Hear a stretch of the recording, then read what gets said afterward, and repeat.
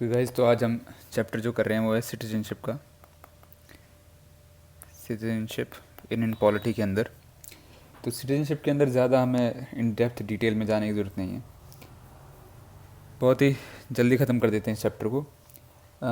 In India both a citizen by birth as well as naturalize citizen are eligible to for the office of the president. तो सीधा हम जो important चीज़ है उसके ऊपर आते हैं कि जो इंडिया में जो प्रेजिडेंट है, he should be a citizen. वो चाहे नेचुरलाइजेशन से हो या फिर बाय बर्थ से हो।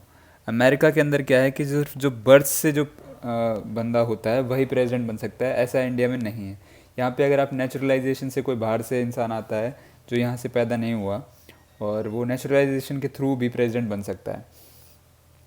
अब जो बेसिक चीज़ है वो पढ़ लेते हैं हम यहाँ पर। Acquisition, acquisition of citizenship. हम सिटीजनशिप कितने तौर से ले सकते हैं। पहला है बाय बर्थ। 6 तरीके हैं सिटीजनशिप लेने का। एक तो आप पैदा ही देश में हुए हैं। दूसरा है बाय डिसेंट। तीसरा है बाय रजिस्ट्रेशन। इन सब को डेप्थ में जाने की ज़रूरत नहीं है, इतना डेप्थ में CDSE APF में नहीं पूछा जाता है, SSC में भी नहीं पूछा जाता है। बाय नेचुरलाइजेशन, यानी कि आप कुछ समय देश के अंदर बिता लिए और उसके बाद आपको सिटीजनशिप मिल जाएगी। उसके बाद है बाय इनकॉर्पोरेशन ऑफ टेरिटरी, यानी कि हमने किसी टेरिटरी पर कब्ज़ा किया तो उसमें जो लोग हैं वो इंडियन सिटीजन हो जाएंगे। और छठा है स्पेशल प्रोविजंस,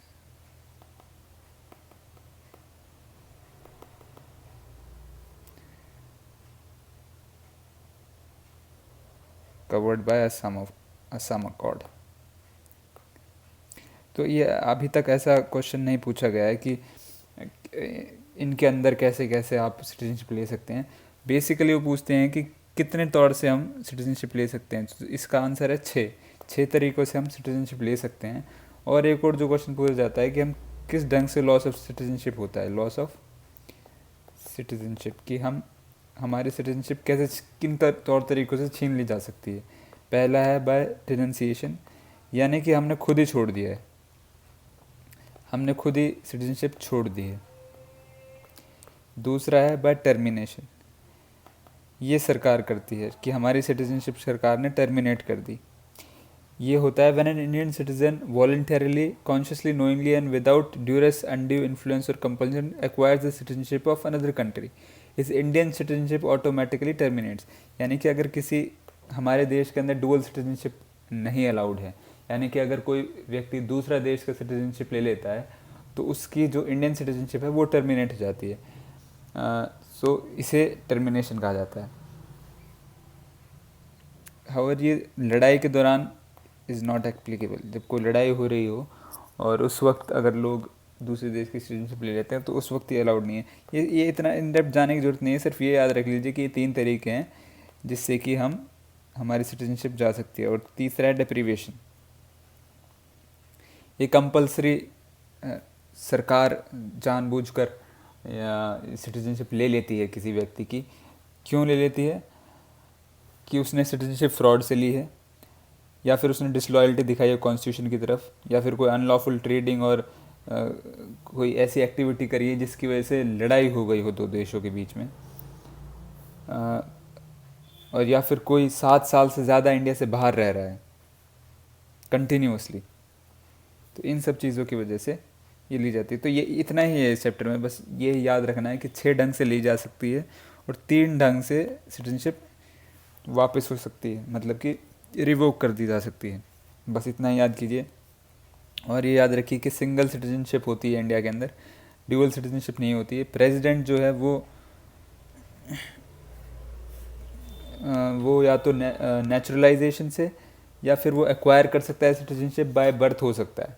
दोनों ढंग से हो तब भी वो प्रेसिडेंट बन सकता है। ऐसा कोई नहीं है कि आप भाई यहाँ पर देश में पैदा नहीं हुए लेकिन आप सिटीज़न हैं इंडिया के तो आप प्रेसिडेंट नहीं बन सकते, नहीं। अगर आप इस देश में पैदा नहीं हुए लेकिन फिर भी अगर आप इस देश के सिटीज़न हैं तो आप प्रेसिडेंट के लिए इलेक्ट हो सकते हैं, जो कि अमेरिका में नहीं है। सिंगल सिटीजनशिप है।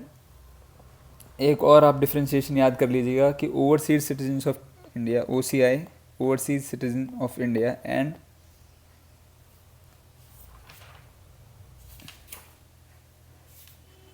NRI के अंदर क्या डिफरेंस है। देखिए मैं सिंपल भाषा में बता देता हूँ। OCI और NRI में क्या डिफरेंस है। OCI है जो कि इंडियन सिटीज़न नहीं है,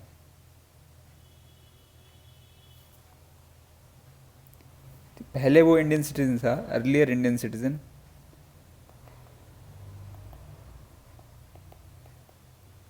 नॉट नाउ, तो वो किसी और देश का सिटीज़न है।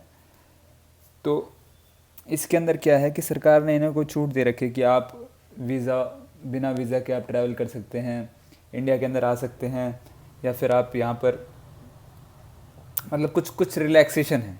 NRIs हैं वो हैं इंडियन सिटीजन्स हैं, इंडियन सिटीजन्स हैं, उनकी सिटीजनशिप इंडियन है लेकिन दे लिव अब्रॉड।